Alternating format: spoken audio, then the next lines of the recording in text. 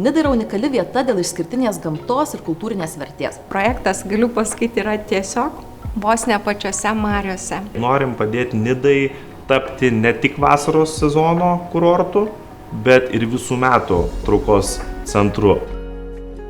Nida yra patraukli investicija dėl to, kad čia pasiūla yra labai ribota.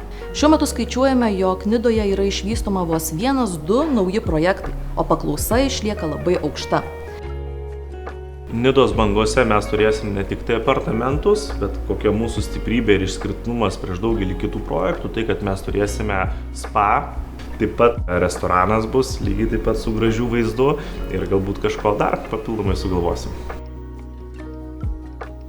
Prognozuojame, jog turto vertė per ateinančius 5 metus turėtų augti apie 50%.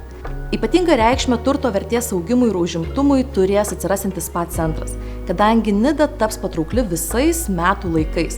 Nida išties yra nuostabi ne tik vasarą, bet ir žiemą.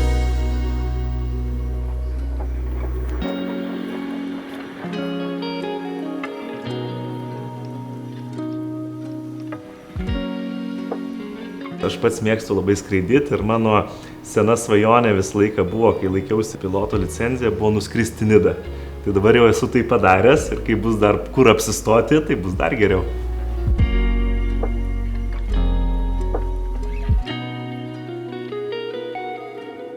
Tai koks Nidos bangų klientas? Klientas, kuris jaučia sentimentus Nidoje. Ir galbūt tas klientas, kuris net neįsivaizdavo, kad galės sau leisti turėti turtą Nidoje, nes kainos yra labai draugiškos ir kuomet projektas dar nėra visas išpildytas, yra palankiausios sąlygos įsigyti.